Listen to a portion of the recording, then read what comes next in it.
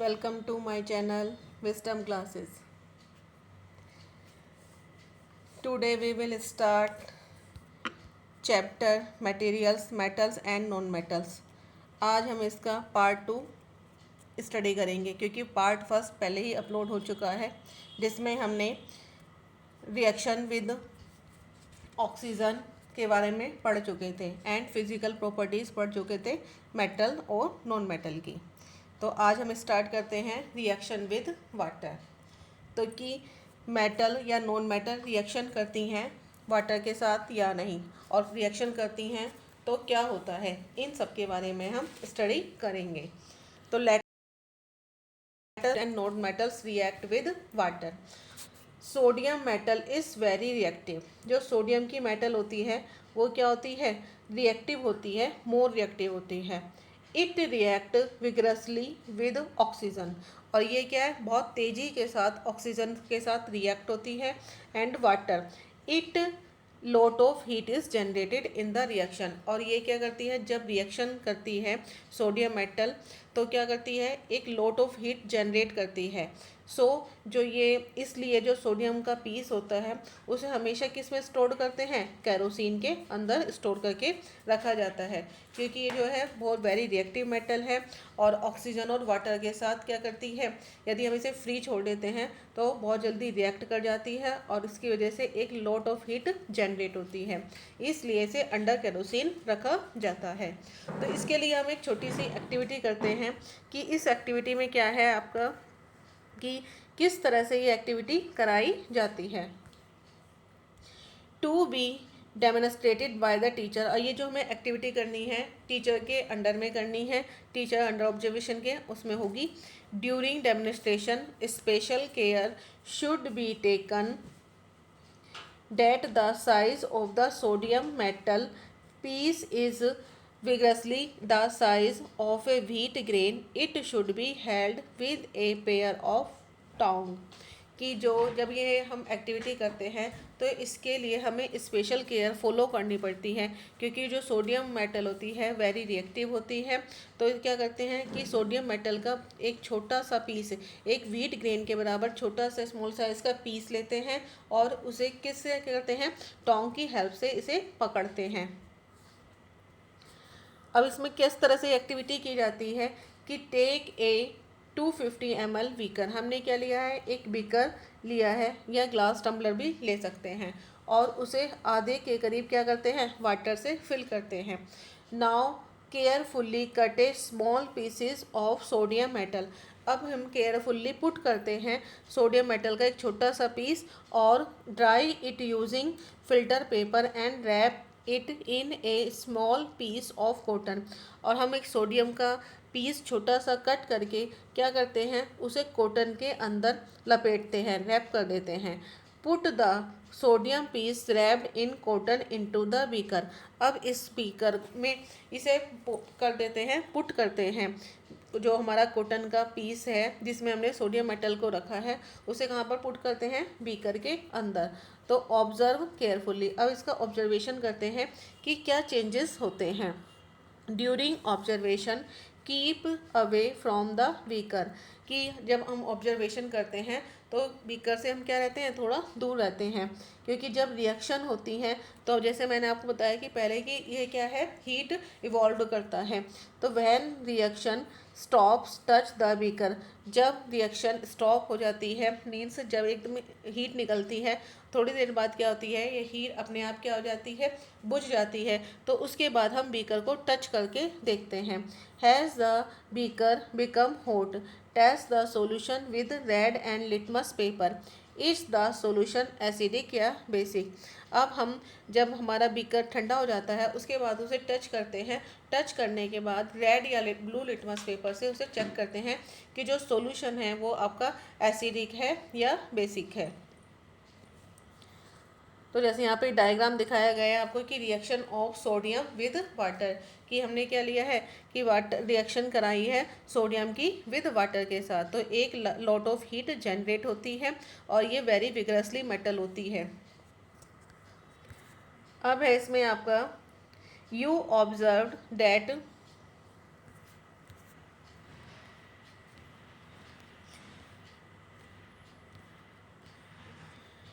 You observed that sodium react vigorously with water. Some other metals do not do so. कि जो sodium की metal होती है वो क्या होती है, विग्रेसली रिएक्ट करती हैं वाटर के साथ, but other metals do not do ऐसा, लेकिन कुछ जो दूसरी अदर मेटल्स हैं वो ऐसा नहीं करती हैं। For example iron react with water slowly, कि आयरन जैसे है कि आयरन वाटर के साथ रिएक्ट होता है बट स्लोली। इसकी वजह से आयरन के ऊपर जब रिएक्ट होता है वाटर के साथ, ऑक्सीजन के साथ, तो इसके ऊपर क्या बन जाता है, डस्ट बन जाता है। तो जनरली क्या होता है कि आयरन रिएक्ट करता है लेकिन स्लोली करता है, लेकिन जो सोडियम मेटल होता है वो वाटर के साथ बहुत तेज़ी के साथ रिएक्ट होता है। Generally non metals do not react with water, और जो नॉन मेटल्स होती हैं वो वाटर के साथ रिएक्ट नहीं होती हैं। Tough they may be very reactive in air, और ये क्या है कि हो सकती है वेरी रिएक्टिव इन एयर में। Such non metal are stored in water, और कुछ ऐसी नॉन मेटल्स को हम स्टोर करते हैं किस में, इन वाटर में। For example phosphorus is very reactive non metal, जो हमारी फॉस्फोरस होती है वो वेरी रिएक्टिव नॉन मेटल है। It catches fire if expose to air, यदि हम इसे एयर के डायरेक्ट कॉन्टैक्ट में रख देते हैं तो ये क्या करती है, फायर को ईजिली कैच कर लेती है। To prevent the contact of phosphorus with atmospheric oxygen it is stored in water, इसलिए इसको क्या करते हैं, वाटर के अंदर स्टोर्ड करके रखते हैं। कि फॉस्फोरस क्या है कि जैसे ही एटमॉस्फेरिक ऑक्सीजन के टच में आती है तो क्या करती है, इसलिए करती है इट कैच इजीली फायर को कैच कर लेती है, और इट इज़ स्टोर्ड सो इसलिए क्या करते हैं, इसे वाटर के अंदर स्टोर करके रखा जाता है। अब हम जो यहाँ पे जो रिएक्शन हमें पड़ी थी वाटर के साथ पड़ी थी, तो जो क्या है, मेटल रिएक्ट करती हैं वाटर के साथ, बट नॉन मेटल जो है वो रिएक्ट नहीं करती विद वाटर। नेक्स्ट है आपका रिएक्शन विद एसिड्स, की जो रिएक्शंस एसिड्स के साथ होती हैं मेटल की या नॉन मेटल की, इसके लिए हम आगे देखते हैं। यहाँ पे जो आपकी एक्टिविटी दिखाई गई है 4.6, इस एक्टिविटी में पढ़ेंगे कि ये जो एक्टिविटी है इस एक्टिविटी को करते हुए हमें या तो टीचर के अंडर ऑब्जर्वेशन करना है और वेरी केयरफुली करना है, क्योंकि इसमें हम एसिड्स का यूज करते हैं, और एसिड क्या होते हैं थोड़े से, इनसे हमें केयरफुल रहना पड़ता है। तो take sample of metals and non metals, हमने क्या करा है, मेटल और नॉन मेटल को ले लिया, उसके कुछ सैंपल्स लिए हैं। टेबल किस में, 4.1 में 5 में, जो नीचे आपकी टेबल गिवन है। In separate test tube and label them, और उनमें क्या है, सबको लेबल कर दिया है A B C D E and F with the help of A dropper. अब एक ड्रॉपर की हेल्प से हम ऐड करते हैं क्या, dilute hydrochloric acid. Dilute hydrochloric acid each test में डाल देते हैं। ऑब्जर्व करते हैं रिएक्शन का केयरफुल्ली। इफ़ नो रिएक्शन अगर इन कोल्ड सोल्यूशन, यदि कोई रिएक्शन कोल्ड सोल्यूशन में नहीं होती है तो हम उसे क्या करता है, हल्का सा वार्म करते हैं।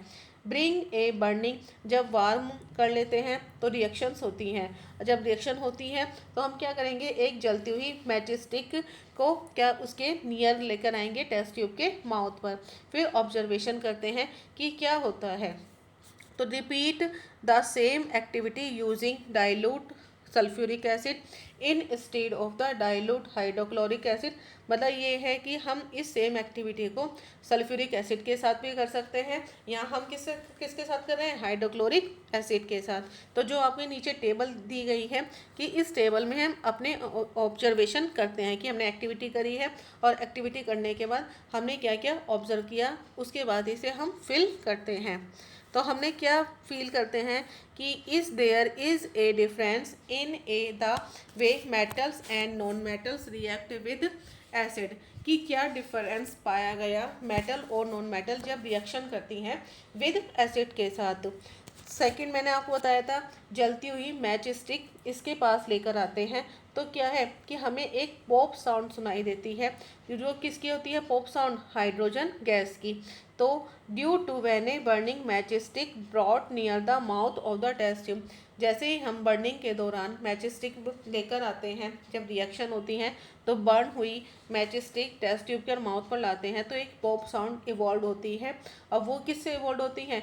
जो हमारे मेटल होते हैं उनसे पॉप साउंड इवॉल्व होती है, क्योंकि जब मेटल होते हैं वो एसिड के साथ रिएक्शन करके हाइड्रोजन गैस को इवॉल्व करते हैं। तो you must have found non metals generally do not react with acid, कि जो हमारी नॉन मेटल होती हैं वो जनरली एसिड के साथ रिएक्शन नहीं करती हैं, बट मेटल जो होती हैं वो एसिड के साथ रिएक्शन करके हाइड्रोजन गैस को प्रोड्यूस करती है, और इसकी जो जब ये बर्न होती हैं एक पॉप साउंड क्रिएट होती है। तो you must have notice that copper does not react with dilute hydrochloric acid व even on heating but it react with sulphuric acid, की जो पॉप साउंड इवॉल्व होती है, लेकिन जब हम ऑब्जर्वेशन करते हैं जो हमने टेबल गिवन है हमें, तो लेकिन जो कॉपर है कॉपर रिएक्ट नहीं करता है डाइल्यूट हाइड्रोक्लोरिक एसिड के साथ। इवन देन उसे जब हम हीट भी कर लेते तभी वो इसके साथ रिएक्शन नहीं करता है, लेकिन ये रिएक्ट किसके साथ करता है? सल्फ्यूरिक एसिड के साथ। तो इससे हम इस रिजल्ट पे पहुंचते हैं कि जो हमारी मेटल्स होती हैं वो रिएक्ट होती हैं एसिड के साथ, बट जो नॉन मेटल होती हैं वो रिएक्शन नहीं करती एसिड के साथ। और जो कॉपर है, कॉपर हमारा डाइल्यूट हाइड्रोक्लोरिक एसिड के साथ रिएक्शन नहीं करता है, ये किसके साथ रिएक्ट करता है? सल्फ्यूरिक एसिड के साथ। तो यहाँ पर ये वाला जो टॉपिक है आपका फिनिश होता है। नेक्स्ट टॉपिक है आपका रिएक्शन विद बेस। अभी हमने किसके बारे में पढ़ा था? एसिड के बारे में। अब हम किसके बारे में पढ़ेंगे? बेस के बारे में। तो अब जो आपकी एक्टिविटी 4.7 आपको दी गई है, इस एक्टिविटी में क्या है कि to be demonstrated by the teacher during the preparation of sodium hydroxide. Sodium hydroxide क्या है? हमारा एक बेस है जिसे हम NaOH के नाम से भी जानते हैं। Care should be taken the pellet of sodium hydroxide are handled with a plastic spatula, कि जो ये पैलेट है मीन्स सोडियम हाइड्रोक्साइड की छोटी छोटी गोली टेकन करते हैं और किससे हैंडल करते हैं? प्लास्टिक के स्पैचुला के द्वारा, मीन्स अपना इसको हैंड से हम इसे डायरेक्ट टच नहीं करते हैं। अब इस एक्टिविटी को हम कैसे करेंगे कि prepare a fresh solution of sodium hydroxide in a test tube. हम एक प्रिपेयर करते हैं फ्रेश सॉल्यूशन किसका? सोडियम हाइड्रोक्साइड का टेस्ट ट्यूब में, by dissolving 3/4 pellet of it in 5 ml water. Means water में हमने क्या ले लिया है? सोडियम हाइड्रोक्साइड की पैलेट्स लिया है। Drop a piece of aluminium foil. अब हमने इसमें ड्रॉप कर दिया है क्या? एल्युमिनियम फॉइल, क्योंकि एल्युमिनियम क्या है? आपकी मेटल है। हमने बेस में क्या डाला है? Aluminium metal. Bring a burning match stick. अब इसके जब ये ऑब्ज करते हैं तो क्या है? ब्रिंग करते हैं एक जलती हुई मैच स्टिक, इसके माउथ पर लाते हैं और ऑब्जर्वेशन करते हैं केयरफुल्ली। तो हम क्या देखते हैं? What does the pop sound indicate, कि जो पॉप साउंड क्या इंडिकेट करती है? एज बिफोर, पॉप साउंड क्या इंडिकेट करती है? हाइड्रोजन गैस को प्रोडक्शन का, कि हाइड्रोजन गैस प्रेजेंस है, क्योंकि जो मेटल रिएक्ट करती हैं एसिड के साथ तो उनसे अंदर से क्या इवॉल्व होती है? Hydrogen gas. अब मेटल रिएक्ट कर रही है किसके साथ? बेस के साथ, मीन्स सोडियम हाइड्रोक्साइड के साथ, तो वो क्या प्रोड्यूस कर रही है? Hydrogen gas. बट जो नॉन मेटल होती हैं वो बेस के साथ रिएक्शन करती हैं, लेकिन ये कॉम्प्लिकेटेड रिएक्शंस होती हैं जो हम आगे की क्लास में स्टडी करते हैं। तो यहाँ पर जो ये केमिकल प्रॉपर्टीज़ थी वो आपकी क्या होती हैं? फिनिश होती हैं। हमने इसमें क्या क्या प्रॉपर्टीज़ पढ़ी है केमिकल की? एक तो हमने पढ़ी है रिएक्शन विद ऑक्सीजन, सेकेंड हमने पढ़ी थी रिएक्शन विद वाटर, थर्ड हमने पढ़ी थी रिएक्शन विद एसिड, और नेक्स्ट हमने पढ़ी है जो लास्ट थी हमारी रिएक्शन विद बेसिस। यहाँ पर 4 तरह की केमिकल प्रॉपर्टीज़ मेटल्स की और नॉन मेटल्स की बताई गई हैं। अब आपका नेक्स्ट टॉपिक है डिस्प्लेसमेंट रिएक्शन। डिस्प्लेसमेंट रिएक्शन में क्या है कि जैसे इसके नाम से क्लियर है कि डिस्प्लेसमेंट होना। डिस्प्लेसमेंट किसका होना? कि जिनके बीच में भी रिएक्शंस हो रही हैं वो अपने स्थान को किस तरह से छोड़ती हैं, किस तरह से डिस्प्लेस होती हैं, या उनके प्लेस पर कौन सेट होता है, उसे क्या बोलते हैं? Displacement reaction. तो रिकॉल करते हैं activity of the reaction between copper sulphate and iron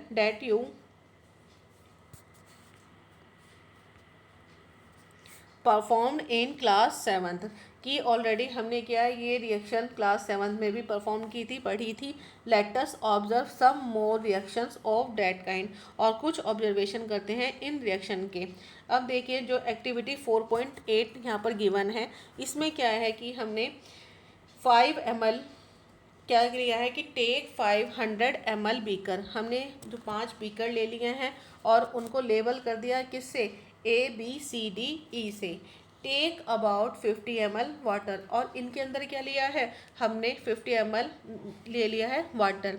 dissolve in each beaker A teaspoon full, अब हमने इसमें डिज़ोल्व करते हैं थोड़ा थोड़ा टीस्पून फुल ईच सब्सटेंस का। क्या क्या सब्सटेंस डालते हैं देखो नीचे टेबल में आपको गिवन है, देखते हैं कि क्या क्या इन्होंने डाला है। देखिए नीचे यहाँ पे लिखा हुआ है बीकर ए, बीकर ए में क्या डाला है कि copper sulphate plus zinc granule, कि कॉपर सल्फेट के साथ क्या डाल दिए हैं, जिंक के ग्रैन्यूल डाले हैं। नेक्स्ट है आपका बीकर बी में कॉपर सल्फेट के साथ आयरन नेल को ऐड किया है, उसके बाद उसकी क्या रिएक्शन होती है। बीकर सी में क्या लिया है, जिंक सल्फेट जिसे हम ZnSO4 भी बोलते हैं, और उसमें कॉपर की टर्निंग्स मिलाई हैं कि कॉपर के कुछ पीसेस छोटे छोटे पीसेस को मिलाया है। बीकर डी में iron sulphate FeSO4 plus copper turning ली है। और फिफ्थ बीकर ई में क्या लिया है, zinc sulphate plus iron nail, कि इन पांचों का कॉम्बिनेशन ईच बीकर में ले लिया गया है। तो इसके बाद क्या रिएक्शन होती है, देखिए अब इसमें ऊपर आपका कि keep the beaker undisturbed for some time. अब हम क्या करते हैं, इन बीकर को हम थोड़े टाइम के लिए अनडिस्टर्ब कर देते हैं, मीन्स छेड़ते नहीं हैं। रिकॉर्ड योर ऑब्जर्वेशन, जो भी हमने ऑब्जर्वेशन रिकॉर्ड किए हैं वो अपनी नोटबुक में राइट करते हैं। तो हम क्या ऑब्जर्वेशन करते हैं, यहाँ पे जो ऑब्जर्वेशन दिखाया गया है नीचे कि जो आपका बीकर ए है और बीकर बी है, इसके अंदर हमें चेंज दिखाई देता है कलर के अंदर। देखिए जो हमने ऊपर अभी आपको टेबल दिखाई थी कि इसमें क्या है, यहाँ पर ब्लू कलर का है ए और बी में, और लेकिन हमें नीचे क्या है इसके कलर में चेंज दिखाई दे रहा है। बट बीकर सी में, डी में, ई में कोई चेंज नहीं है। तो इसमें क्या जो रिएक्शन हुई है वो बीकर ए और बी के अंदर हुई है। तो देखिए किस तरह से रिएक्शन होती है और इसके क्यों होती है, क्योंकि हम जो रिएक्शन पढ़ रहे हैं वो कौन सी रिएक्शन आपकी, डिस्प्लेसमेंट रिएक्शन। देखिए what change do you observe in various beaker, कि वेरियस बीकर में जो चेंज हो रहा है वो किस तरह से हो रहा है। तो you have read that one metal displace another metal from its compound in aqueous solution। Already हमने 7th क्लास में स्टडी भी की थी, पहले पढ़ा भी था कि जो मेटल होती हैं, एक मेटल डिस्प्लेस कर देती है दूसरी मेटल को उसके साल्ट सॉल्यूशन से, तो उसे क्या बोला जाता है, डिस्प्लेसमेंट रिएक्शन। तो यहाँ पर हमने बीकर ए में और बीकर बी में चेंज देखा, क्यों, क्योंकि बीकर ए जो है आपका जिसमें जिंक रिप्लेस कर देता है कॉपर को फ्रॉम किससे, कॉपर सल्फेट के सॉल्यूशन से, CuSO4 से क्या करता है, जिंक रिप्लेस कर देता है। दैट इज़ वाई जो ब्लू कलर होता है कॉपर सल्फेट का वो क्या होता है कि डिसअपेयर हो जाता है, and A powdery red mass of copper का इस डिपॉजिट एट द बॉटम, और जो कॉपर का रेड कलर का मास होता है वो डिपॉजिट होता है बीकर के बॉटम पर। तो the reaction can be represented as follows, और तो इस रिएक्शन को हम किस तरह से दिखा सकते हैं कि देखिए नीचे जो आपको गिवन है CuSO4 प्लस जिंक, कि हमने कॉपर सल्फेट का सॉल्यूशन लिया है और उसके अंदर क्या डाल देते हैं, जिंक के ग्रैन्यूल्स।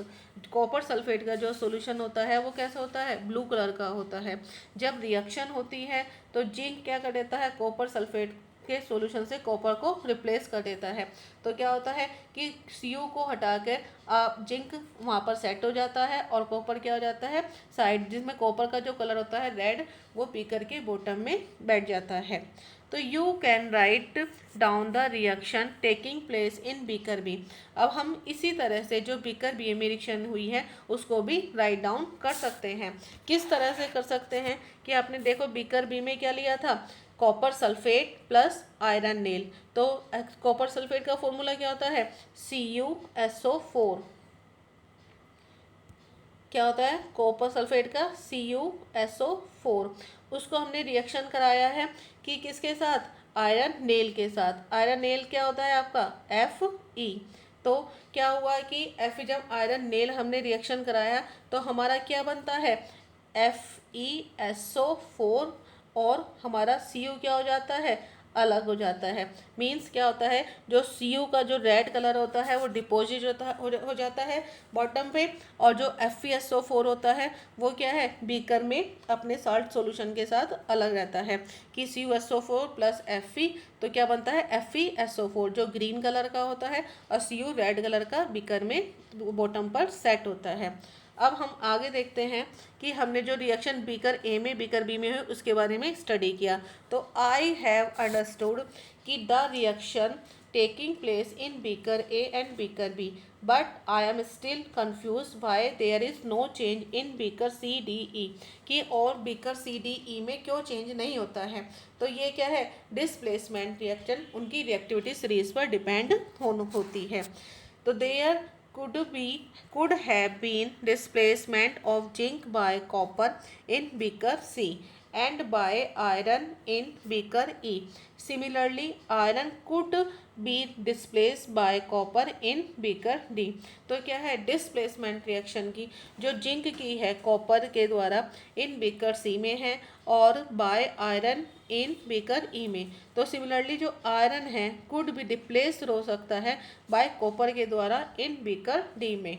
तो since we do not see any change in beaker C, तो जो हमने जो बीकर सी है उसमें हमने कोई चेंज नहीं देखते हैं, तो we can infer that copper is not able to replace, जो कॉपर होता है वो रिप्लेस नहीं कर सकता है to zinc from zinc sulphate से, but why when zinc can replace copper in beaker A. तो ये ऐसा क्या होता है, क्योंकि ये डिपेंड होता है उनकी रिएक्टिविटी सीरीज पर। अब है आपका आगे कि A why when not copper replace zinc in beaker C, remember that science is not arbitrary, कि इसमें क्या है कि जो साइंस के अपने रूल होते हैं उसी के अंदर ये अपने नियम फॉलो करता है, क्योंकि इसमें क्या है कि जो साइंस होती है इसके क्या होते हैं, अपने फैक्ट के आधार पर जो रूल्स बनते हैं उन रूल्स को फॉलो करना होता है, कि जो ऐसा नहीं है कि जो आपको रिएक्शन दी गई है सभी की रिएक्शन होगी, ऐसा नहीं होता है, क्योंकि जो साइंस के जो रूल हैं वो फैक्ट पर डिपेंड होते हैं। And the rule here is that zinc is more reactive, क्योंकि जिंक क्या होती है, मोर रिएक्टिव होती है than copper and iron. A more reactive metal can replace कर सकती है ए लेस रिएक्टिव मेटल को। तो इससे जो सेंस निकलता है, जो मीन है कि जो मोर रिएक्टिव मेटल होती है वो रिप्लेस करती है लेस रिएक्टिव मेटल को, but A less reactive less reactive जो मेटल होती है क्या वो रिप्लेस कर सकती है, तो वो रिप्लेस नहीं कर सकती मोर रिएक्टिव मेटल को। Now you can understand Y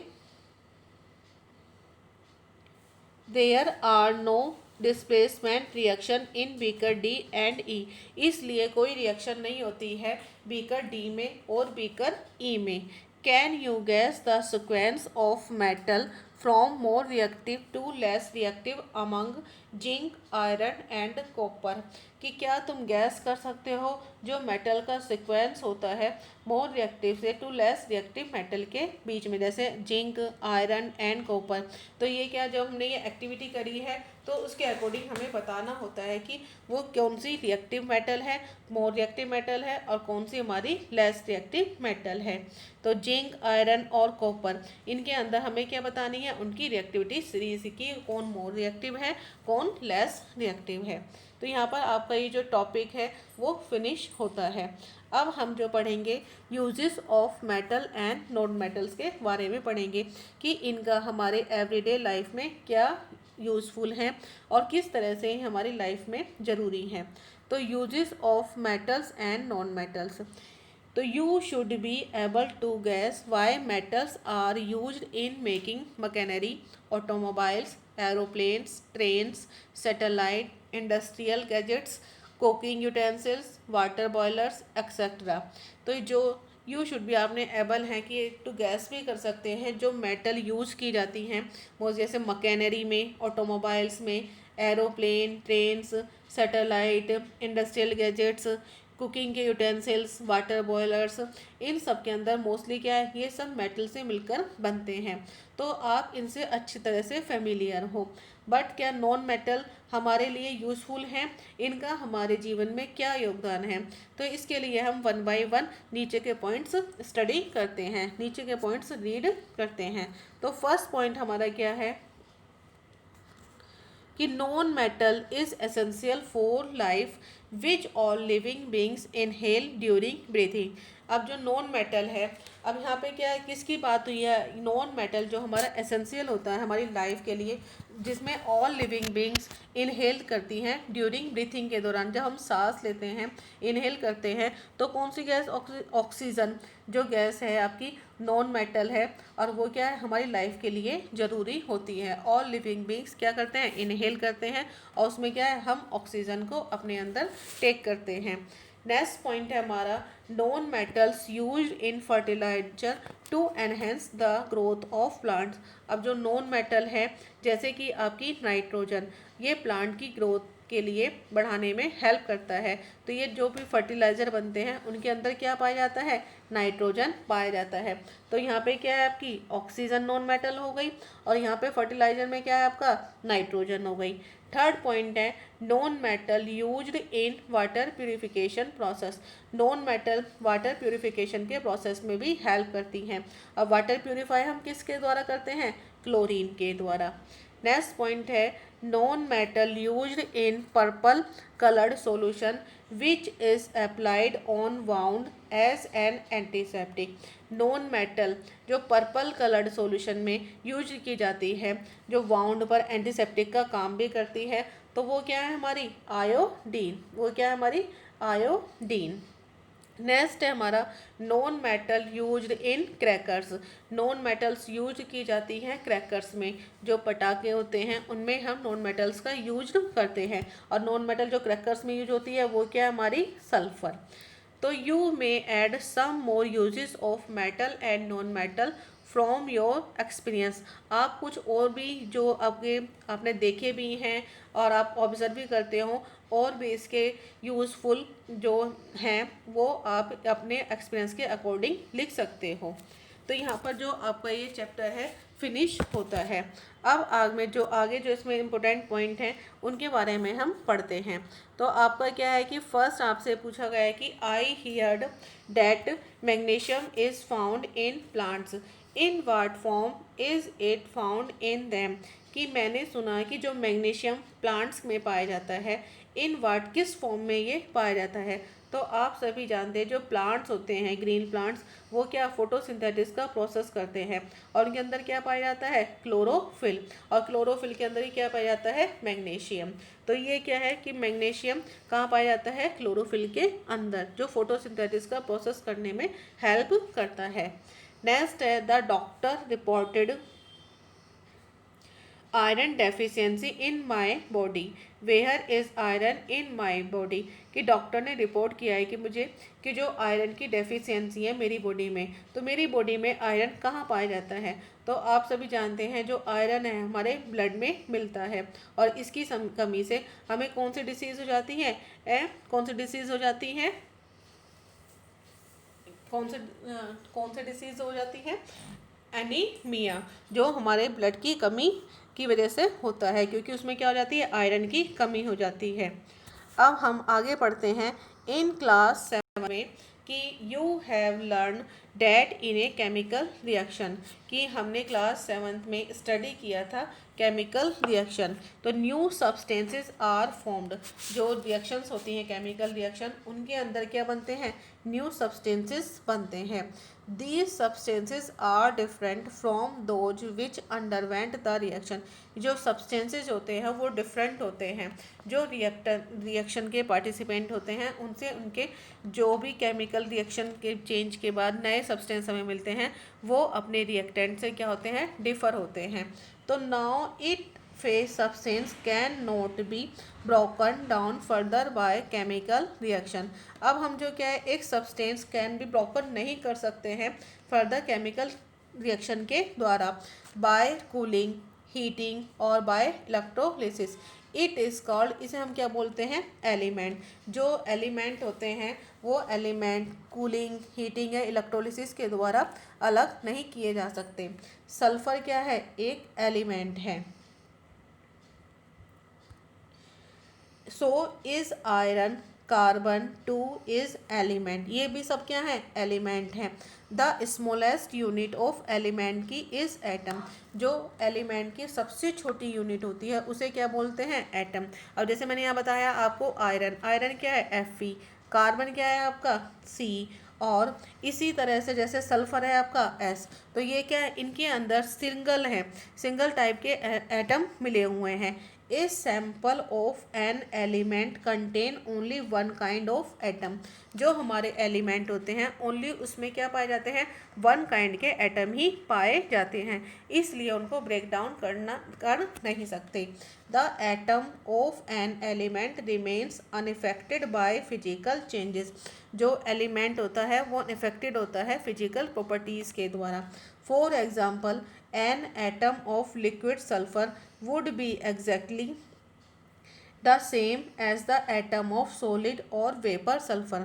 जो सल्फर होता है लिक्विड सल्फर, वो क्या है, उसका सॉलिड का एटम भी सेम होता है और वेपर सल्फर भी क्या होती है, सेम होती है। तो although we have an infinite variety of substances in the universe, तो हम क्या है, यूनिवर्स में बहुत सारी वेराइटी रखते हैं। द नंबर ऑफ एलिमेंट्स की forming these substances is limited, और उनके जो सब्सटेंसेस हैं वो क्या है, लिमिटेड हैं। तो there are no more than 94 naturally occurring elements, की जो 94 क्या है, नेचुरली अकरिंग एलिमेंट है। An important classification of element का is in terms of metal and non metal, और इनको हमने किस टर्म्स में लिया है, मेटल और नॉन मेटल्स में। अब जो है तकरीबन जो आपके नियर अबाउट है 118 एलिमेंट्स सर्च हो चुके हैं, बट मोस्ट इसमें से क्या है, कुछ मेटल्स होते हैं, कुछ नॉन मेटल्स होते हैं, और कुछ क्या होते हैं, मेटेलॉइड्स होते हैं। मेटेलॉइड्स क्या होते हैं, जिनमें मेटल और नॉन मेटल दोनों की ही प्रॉपर्टी पाई जाती हैं। तो ये क्या है, नॉन मेटल, मेटल और मेटेलॉइड्स में डिवाइड किए गए हैं। इसी के साथ ये चैप्टर आपका फिनिश होता है। अब आगे हम इस चैप्टर में देखेंगे कि इस चैप्टर में हमने अभी तक क्या क्या पढ़ा, क्योंकि इसकी 2 वीडियो थी। यदि किसी ने फर्स्ट वीडियो नहीं देखी है तो आप उसे डिस्क्रिप्शन बॉक्स में उसकी लिंक देखकर पढ़ सकते हो। अब यहाँ पे मैं आपको पूरी जो हमने अब तक दोनों वीडियो में पढ़ा है उनके बारे में बताती हूँ। व्हाट यू हैव लर्न, कि हमने इस चैप्टर में क्या सीखा है या क्या इसके उनमें स्टडी की है। तो फर्स्ट पॉइंट है कि मेटल्स आर लस्टर्स, जो मेटल्स होती हैं हमारी लस्टर्स होती हैं, और नॉन मेटल क्या होती है, उनके पास कोई लस्टर नहीं होती है। मीन्स लस्टर का मतलब क्या होता है, शाइन, कि जो मेटल होती हैं उनकी अपनी शाइन होती है, बट नॉन मेटल क्या होती हैं, डल होती हैं, उनकी कोई शाइन नहीं होती हैं। सेकेंड पॉइंट है metals are malleable and ductile, metals को बीट करने के बाद क्या वो इजीली थिन शीट में चेंज हो जाती हैं, थिन वायर में चेंज हो जाती हैं। तो इनके अंदर मेलाइबिलिटी और डक्टिलिटी दोनों की ही प्रॉपर्टी पाई जाती हैं, बट जो नॉन मेटल होती हैं वो do not show these properties, उनको शो नहीं करती हैं। थर्ड पॉइंट है हमारा, generally metals are good conductor of heat, जो मेटल होती हैं वो गुड कंडक्टर होती हैं हीट की और इलेक्ट्रिसिटी की, बट जो नॉन मेटल होती हैं वो क्या है, पुअर कंडक्टर हैं। ये हमारी क्या थी, फिजिकल प्रॉपर्टीज़। अब नेक्स्ट हमारा आगे है कि हम केमिकल प्रॉपर्टीज़ जो हमने पढ़ी हैं इस वीडियो में, कि ऑन बर्निंग पर metal react with oxygen to produce metal oxide, कि जो मेटल रिएक्ट करती हैं ऑक्सीजन के साथ वो क्या बनाती हैं, मेटल ऑक्साइड बनाती हैं। और ये मेटल ऑक्साइड क्या होते हैं, बेसिक होते हैं नेचर में। बट क्या होता है, non metal react with oxygen to produce non metallic oxide, और जो नॉन मेटेलिक ऑक्साइड बनते हैं ये कैसे होते हैं, मीडियम में एसिडिक होते हैं। ये हमने यहाँ तक का फर्स्ट वीडियो में पढ़ा था।